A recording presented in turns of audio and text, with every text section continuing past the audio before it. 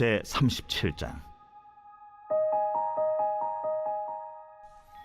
부살렐이 조각목으로 궤를 만들었으니 길이가 2규빗 반, 너비가 1규빗 반, 높이가 1규빗 반이며 순금으로 안팎을 싸고 위쪽 가장자리로 돌아가며 금태를 만들었으며 금고리 넷을 부어 만들어 네 발에 달았으니 곧 이쪽에 2고리요 저쪽에 2고리이며 조각목으로 채를 만들어 금으로 싸고 그 채를 궤 양쪽 고리에 꿰어 궤를 매게 하였으며 순금으로 속죄소를 만들었으니 길이가 2규빗 반, 너비가 1규빗 반이며 금으로 그룹 둘을 속죄소 양쪽에 쳐서 만들었을 때 한 그룹은 이쪽 끝에 한 그룹은 저쪽 끝에 곧 속죄소와 한 덩이로 그 양쪽에 만들었으니 그룹들이 그 날개를 높이 펴서 그 날개로 속죄소를 덮었으며 그 얼굴은 서로 대하여 속죄소를 향하였더라.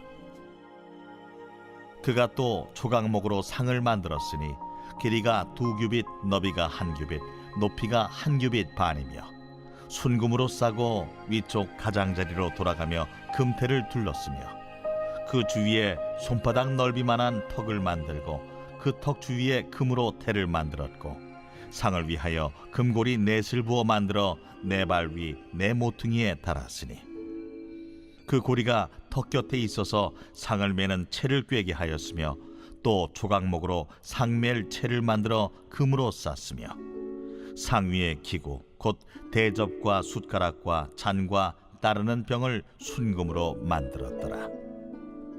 그가 또 순금으로 등잔대를 만들되 그것을 쳐서 만들었으니 그 밑판과 줄기와 잔과 꽃받침과 꽃이 그것과 한 덩이로 되었고 가지 6이 그 곁에서 나왔으니 곧 등잔대의 3가지는 저쪽으로 나왔고 등잔대의 3가지는 이쪽으로 나왔으며 이쪽 가지에 살구꽃 형상의 잔셋과 꽃받침과 꽃이 있고 저쪽 가지에 살구꽃 형상의 잔셋과 꽃받침과 꽃이 있어 등잔대에서 나온 가지 6이 그러하며 등잔대 줄기에는 살구꽃 형상의 잔넷과 꽃받침과 꽃이 있고 등잔대에서 나온 가지 6을 위하여는 꽃받침이 있게 하였으되 2가지 아래에 한 꽃받침이 있어 줄기와 연결하였고 또 2가지 아래에 한 꽃받침이 있어 줄기와 연결하였고 또다시 2가지 아래에 한 꽃받침이 있어 줄기와 연결되게 하였으니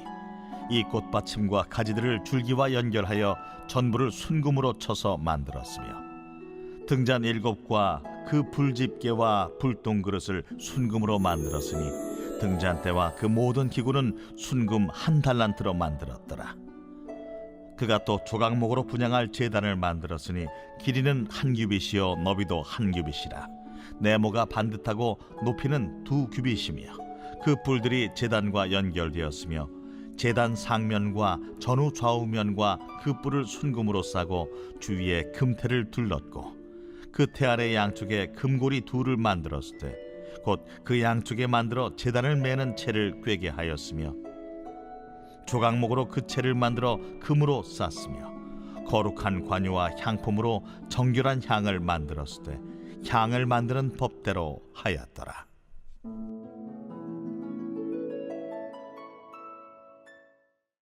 제38장.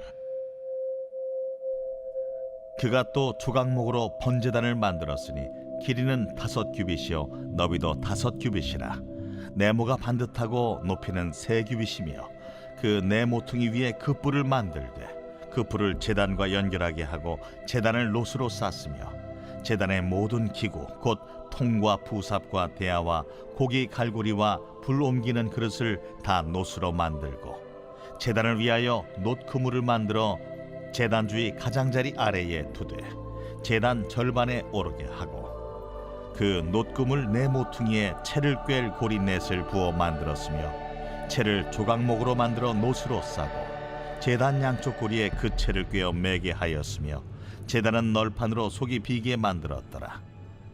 그가 놋으로 물두멍을 만들고 그 받침도 놋으로 하였으니 곧 회막문에서 수종드는 여인들의 거울로 만들었더라. 그가 또 뜰을 만들었으니 나무로 뜰의 남쪽에는 세마포 포장이 100규빗이라 그 기둥이 스물이며 그 받침이 스물이니 노시요 기둥의 갈고리와 가름대는 은이며 그 북쪽에도 100규빗이라 그 기둥이 스물이며 그 받침이 스물이니 노시요 기둥의 갈고리와 가름대는 은이며 서쪽의 포장은 50규빗이라 그 기둥이 열이요 받침이 열이며 기둥의 갈고리와 가름대는 은이며 동으로 동쪽에도 50규빗이라 무늬 쪽의 포장이 15규빗이요 그 기둥이 셋이요 받침이 셋이며 문 저쪽도 그와 같으니 뜰문 이쪽 저쪽의 포장이 15규빗씩이요 그 기둥이 셋씩 받침이 셋씩이라 뜰 주위의 포장은 세마포요 기둥 받침은 노시요 기둥의 갈고리와 가름대는 은이요 기둥 머리싸개는 은이며 뜰의 모든 기둥에 은 가름대를 꿰었으며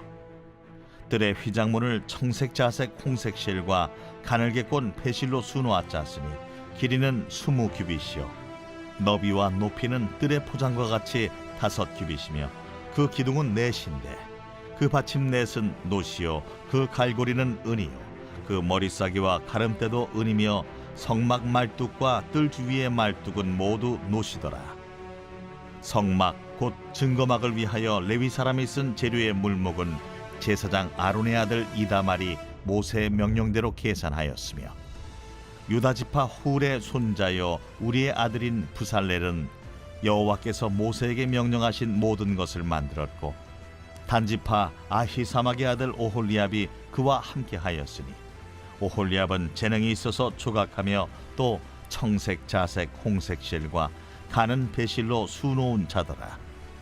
성소 건축 비용으로 들인 금은 성소의 세겔로 29달란트와 730세겔이며 계수된 회중이 들인 은은 성소의 세겔로 100달란트와 1775세겔이니 계수된 자가 20세 이상으로 60만 3,550명인즉 성소의 세겔로 각 사람에게 은 한 배가 곧 반 세겔씩이라.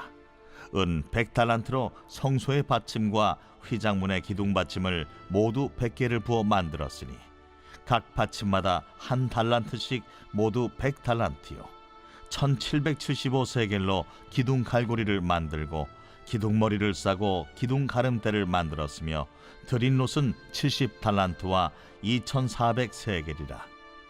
이것으로 회막문 기둥 받침과 놋제단과 놋그물과 제단의 모든 기구를 만들었으며 뜰 주위의 기둥 받침과 그 휘장문의 기둥 받침이며 성막의 모든 말뚝과 뜰 주위의 모든 말뚝을 만들었더라.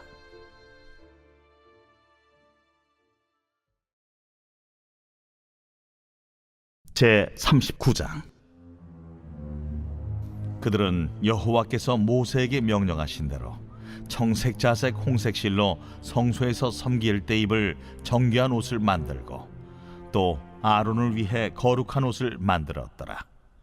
그는 또 금실과 청색 자색 홍색 실과 가늘게 꼰 배실로 에봇을 만들었을 때 금을 얇게 쳐서 오려서 실을 만들어 청색 자색 홍색 실과 가는 배실에 섞어 정교하게 짜고 에봇에는 어깨바지를 만들어 그 두 끝에 달아 서로 연결되게 하고 에봇 위에 에봇을 매는 띠를 에봇과 같은 모양으로 금실과 청색 자색 홍색 실과 가늘게 꼰 배실로 에봇에 붙여 짰으니 여호와께서 모세에게 명령하신 대로 하였더라.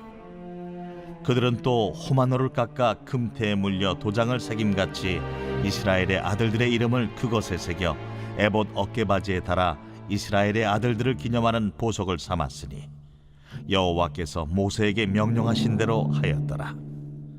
그가 또 흉패를 정교하게 짜되 에봇과 같은 모양으로 금실과 청색 자색 홍색 실과 가늘게 꼰 배실로 하였으니 그것의 길이가 한 뼘 너비가 한 뼘으로 네모가 반듯하고 두 겹이며 그것에 네 줄 보석을 물렸으니 곧 홍보석, 황옥, 녹주옥이 첫 줄이요 둘째 줄은 석류석, 남보석, 홍만호요 셋째 줄은 호박, 백만호, 자수정이요 넷째 줄은 녹보석, 호만호, 벽옥이라 다 금태에 물렸으니 이 보석들은 이스라엘의 아들들의 이름 곧 그들의 이름대로 12이라.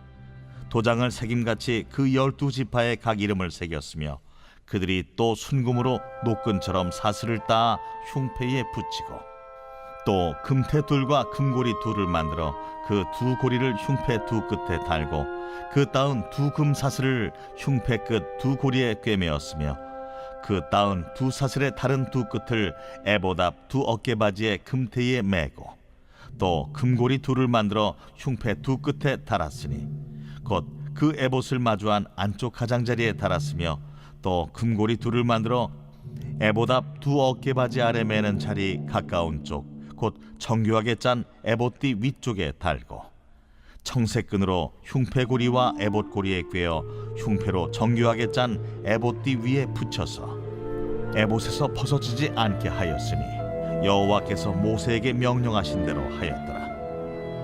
그가 에봇 받침 긴 옷을 전부 청색으로 짜서 만들되 그 옷의 두 어깨 사이에 구멍을 내고 갑옷깃같이 그 구멍 주위에 깃을 짜서 찢어지지 않게 하고 청색, 자색, 홍색 실과 가는 배실로 그 옷 가장자리에 성류를 수놓고 순금으로 방울을 만들어 그 옷 가장자리로 돌아가며 성류 사이사이에 달되 방울과 성류를 서로 간격을 두고 번갈아 그 옷 가장자리로 돌아가며 달았으니 여호와께서 모세에게 명령하신 대로 하였더라. 그들이 또 직조한 가는 배로 아론과 그의 아들들을 위하여 속옷을 짓고 세마포로 두건을 짓고 세마포로 빛난 관을 만들고 가는 배실로 짜서 세마포 속바지들을 만들고 가는 배실과 청색, 자색, 홍색 실로 수놓아 띠를 만들었으니 여호와께서 모세에게 명령하신 대로 하였더라. 그들이 또 순금으로 거룩한 패를 만들고 도장을 새김같이 그 위에 여호와께 성결이라 새기고 그 패를 청색끈으로 관 전면에 달았으니 여호와께서 모세에게 명령하신 대로 하였더라. 이스라엘 자손이 이와 같이 성막 곧 회막의 모든 역사를 마치되 여호와께서 모세에게 명령하신 대로 다 행하고 그들이 성막을 모세에게로 가져왔으니 곧 막과 그 모든 기구와 그 갈고리들과 그 널판들과 그 띠들과 그 기둥들과 그 받침들과 붉은 물을 들인 수량의 가죽 덮개와 해달의 가죽 덮개와 가리는 휘장과 증거궤와 그 채들과 속죄소와 상과 그 모든 기구와 진설병과 순금 등잔대와 그 잔 곧 버려놓는 등잔대와 그 모든 기구와 등이와 금제단과 관유와 향기로운 향과 장막 휘장문과 놋제단과 그 놋 그물과 그 채들과 그 모든 기구와 물두멍과 그 받침과 뜰의 포장들과 그 기둥들과 그 받침들과 뜰문의 휘장과 그 줄들과 그 말뚝들과 성막 곧 회막에서 사용할 모든 기구와 성소에서 섬기기 위한 정교한 옷 곧 제사 직분을 행할 때에 입는 제사장 아론의 거룩한 옷과 그의 아들들의 옷이라. 여호와께서 모세에게 명령하신 대로 이스라엘 자손이 모든 역사를 마치매 모세가 그 마친 모든 것을 본즉 여호와께서 명령하신 대로 되었으므로 모세가 그들에게 축복하였더라.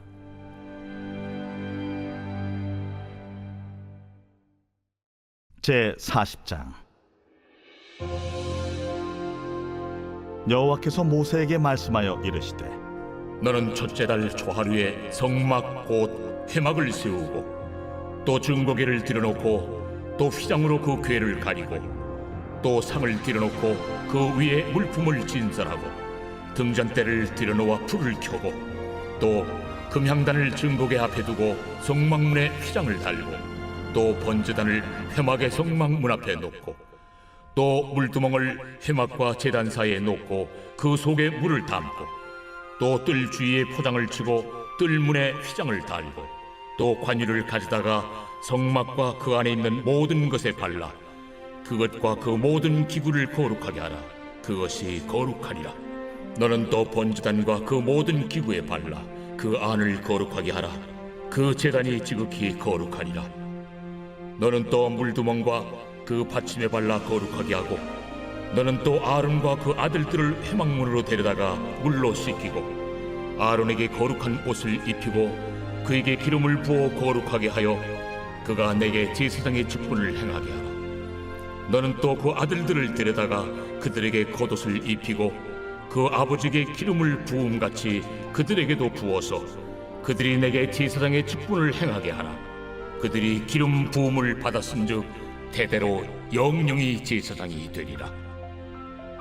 모세가 그같이 행하되 곧 여호와께서 자기에게 명령하신 대로 다 행하였더라. 둘째 해 첫째 달 곧 그 달 초하루에 성막을 세우니라.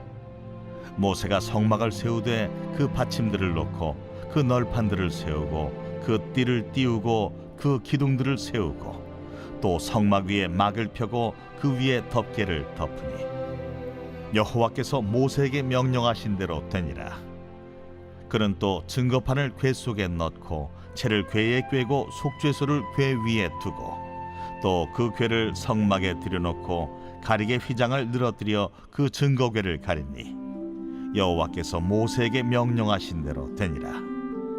그는 또 회막 안 곧 성막 북쪽으로 휘장 밖에 상을 놓고 또 여호와 앞 그 상 위에 떡을 진설하니 여호와께서 모세에게 명령하신 대로 되니라.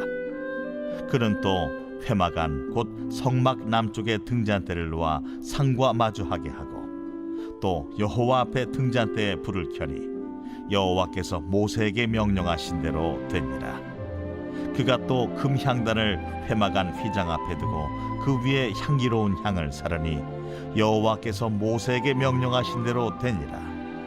그는 또 성막문에 휘장을 달고 또 회막의 성막문 앞에 번제단을 두고 번제와 소제를 그 위에 드리니 여호와께서 모세에게 명령하신 대로 되니라. 그는 또 물두멍을 회막과 제단 사이에 두고 거기 씻을 물을 담으니라. 모세와 아론과 그 아들들이 거기서 수족을 씻되 그들이 회막에 들어갈 때와 제단에 가까이 갈 때에 씻었으니 여호와께서 모세에게 명령하신 대로 되니라. 그는 또 성막과 제단 주위 뜰에 포장을 치고 뜰문에 휘장을 다니라. 모세가 이같이 역사를 마치니 구름이 회막에 덮이고 여호와의 영광이 성막에 충만하매 모세가 회막에 들어갈 수 없었으니 이는 구름이 회막 위에 덮이고 여호와의 영광이 성막에 충만함이었으며 구름이 성막 위에서 떠오를 때에는 이스라엘 자손이 그 모든 행진하는 길에 앞으로 나아갔고 구름이 떠오르지 않을 때에는 떠오르는 날까지 나아가지 아니하였으며 낮에는 여호와의 구름이 성막 위에 있고 밤에는 불이 그 구름 가운데에 있음을 이스라엘의 온 족속이 그 모든 행진하는 길에서 그들의 눈으로 보았더라.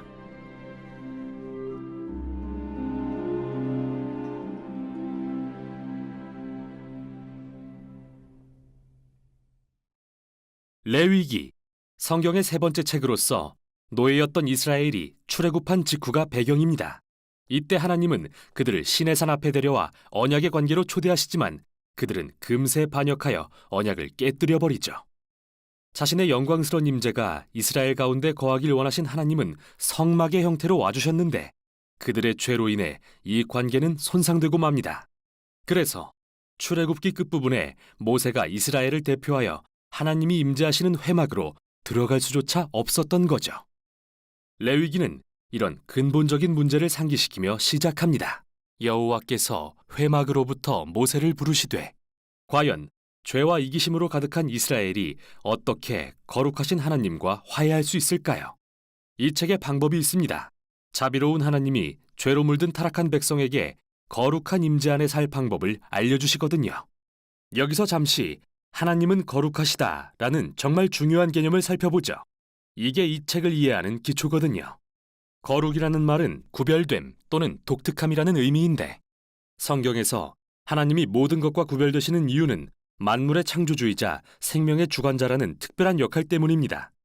그러므로 거룩하신 하나님 주변의 공간 역시 거룩한 곳이며 이곳은 하나님의 선함, 생명, 정결, 공의가 넘치죠. 그래서 불의하고 범죄한 이스라엘이 하나님의 거룩한 임재 안에 살려면 거룩해져야 하는 겁니다. 즉, 그들의 죄를 해결해야 하는데 레위기의 역할이 바로 그거죠. 이 책은 매우 놀라운 대칭 구조를 이루고 있습니다. 이스라엘이 하나님의 임재 안에 거할 수 있는 세 가지 방법을 제시하는데요. 맨 앞과 뒤에선 이스라엘이 하나님의 거룩한 임재 가운데 행해야 했던 의식을 설명하고, 다음으로 하나님과 이스라엘의 중재자인 제사장의 역할에 초점을 맞춘 후 다음에는 이스라엘의 정결함에 대해 양쪽에서 짝을 이루어 설명합니다. 그리고 책의 중앙에선 핵심 규례인 속죄일을 소개함으로써 책 전체를 연결하고, 마지막은 모세가 백성에게 신실하게 언약을 지키라고 당부하는 짧은 내용으로 끝납니다. 그럼 자세히 살펴보죠.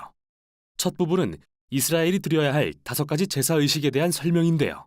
이 중 2가지는 이스라엘 백성이 하나님께 받은 것에 대해 감사의 의미로 되돌려드리는 상징적인 제사이고, 나머지 3가지는 하나님께 사죄하는 각기 다른 방법입니다. 이스라엘 백성이 살아있는 동물의 피를 바치며 자기 죄로 인해 하나님의 선한 세상에 더 많은 악과 죽음을 불러왔다고 고백합니다. 그러나 그를 멸하는 대신 용서하길 원하시는 하나님은 상징적으로 동물을 죽게 함으로써 인간을 속죄하십니다. 즉, 죄를 덮어주시는 거죠. 이스라엘 민족은 이러한 제사 의식을 통해 하나님의 은혜와 공의, 그리고 악의 심각성과 결과를 항상 기억했던 겁니다. 의식에 대한 2번째 부분은 이스라엘의 7절기에 대한 건데요. 각 절기는 하나님께서 이집트 노예였던 이들을 어떻게 구하시고 광야로 이끌어 약속의 땅까지 인도하셨는지 이야기합니다. 이스라엘은 이 절기들을 정기적으로 기리며 자신들이 누구고 그들에게 하나님이 누구신지를 기억했습니다. 이제 이스라엘의 제사장에 대한 내용입니다. 아론과 그의 아들들이 처음으로 이스라엘을 대신해 하나님의 임재에 나아가도록 위임을 받고, 맞은편에선 제사장이 갖춰야 할 자격에 대해 설명합니다. 제사장은 최고 수준의 도덕성과 의식적 거룩함을 요구받았는데, 이는 그들이 하나님 앞에서는 백성을, 백성 앞에서는 하나님을 대표했기 때문이죠. 제사장의 거룩함이 왜 그리 중요한지 살펴보기 위해 앞부분 아론 가족의 위임식 직후로 돌아와 보겠습니다. 그의 2 아들은 하나님의 임재 가운데 지켜야 할 규례를 어긴 벌로 하나님의 거룩한 불에 삼켜 그 자리에서 죽고 마는데요. 하나님의 거룩한 임재 안에 사는 삶에 무시무시한 역설이 아닐 수 없습니다. 그의 거룩하심은 순전한 선이기에 이를 거역하고 모욕하는 자는 위험에 처하게 되기 때문이죠. 그래서 이토록 이스라엘의 제사장과 온 이스라엘 백성의 거룩함이 중요한 건데요. 다음 내용이 이에 대한 설명입니다. 11장부터 15장은 온 이스라엘 백성에게 요구되는 정결 의식을, 18장부터 20장은 도덕적 정결에 대해 설명합니다. 정함과 부정함의 개념에 대해 들여다보죠. 하나님은 거룩하시고 구별된 분이십니다. 그래서 그분의 임재로 들어가려면 이스라엘도 스스로를 거룩하게 해야 하는데, 이를 깨끗하거나 정결한 상태라고 부릅니다. 반면 거룩하지 않으면 누구도 하나님의 임재에 접근할 수 없는데, 이는 더럽거나 불결한 상태라고 합니다. 이스라엘 백성은 체액과 접촉하거나 피부병이 생기거나 곰팡이나 균을 만지거나 주검을 만짐으로써 부정해졌습니다. 이것들은 모두 죽음, 즉 생명의 상실과 관련이 있는데, 여기에 중요한 상징이 담겨 있습니다. 누구라도 죽음과 접촉하면 그것이 전염되어 부정해진다는 말이죠. 죽음이 하나님의 거룩과 반대되는 이유는 그분의 본질이 생명이기 때문이고요. 그러니까 핵심은 부정함은 죄악도 아니고 잘못된 것도 아니라는 겁니다. 이런 것들과 접촉하는 건 일상에서 자연스레 일어나고 부정함도 일시적일 뿐이죠. 1, 2주만 지나면 끝나니까요. 죄악이고 잘못된 것은 바로 이러한 죽음과 부정의 상징들을 몸에 지닌 채 하나님의 임재로 나아가는 겁니다. 그러진 말아야겠죠. 마지막으로 먹으면 부정해지는 동물도 있었는데요. 여기서 유대인의 음식법 코셔가 등장했습니다. 왜 특정 동물을 부정하다고 금하셨는지에 대해서는 의견이 분분합니다. 위생적 차원이다, 문화적 금기다 등 명확한 설명은 없지만 기본적인 요지는 분명한데요. 이처럼 세밀한 문화적 상징을 통해서 이스라엘 백성은 하나님의 거룩하심이 삶의 모든 영역에 영향을 미친다는 걸 기억할 수 있었던 겁니다. 여기에 대칭되는 부분이 이스라엘의 도덕적 정결인데요. 하나님은 이스라엘에게 가나안 민족과 다르게 살라고 요구하셨습니다. 가난한 자를 지나치지 말고 돌봐야 하며, 성적으로 매우 순결해야 하며 사회 전반에 정의를 실현해야 한다고 하셨죠. 그리고 책의 중앙에는 이스라엘의 절기인 속죄일이 자세히 소개되는데요. 분명히 백성 중 누군가는 죄를 짓거나 불순종을 하고도 제사를 드리지 않았을 수 있기에 대제사장은 1년에 한 번씩 2마리의 염소를 잡아 한 마리는 백성의 죄를 대신하는 속죄 제물로 바치고 다른 한 마리는 희생의 염소로 삼았습니다. 제사장이 이스라엘의 죄를 고백하고 이 염소에게 그 죄를 전가한 뒤 광야로 내보내는 상징적인 의식이었죠. 백성의 죄와 그 결과를 없애고 자신과 화목하게 살게 하시려는 하나님의 마음이 정말 잘 드러나는 장면입니다. 레위기는 모세가 이스라엘에게 언약을 신실하게 지키라고 당부하면서 끝을 맺는데요. 너희가 하나님이 주시는 평화와 풍요의 복을 누리려면 이 모든 율법을 지켜야 한다. 그러나 불순종하여 하나님의 거룩을 더럽히면 그게 재앙, 곧 아브라함에게 약속하신 땅에서 추방될 것이라는 경고였죠. 레위기가 성경 전체에서 어떤 역할을 하는지 알고 싶으신가요? 그럼 다음 책인 민수기의 첫 문장을 보십시오. 여호와께서 회막에서 모세에게 말씀하여 이르시되. 이제 모세는 이스라엘을 대표하여 하나님의 임재로 나아갈 수 있게 된 겁니다. 그게 레위기가 한 일이죠. 이스라엘의 실패에도 불구하고 하나님은 그들의 죄를 덮을 방법을 제공하시고 자신과 화목을 이룰 수 있게 하셨는데 레위기는 바로 이 방법에 대한 책이었습니다.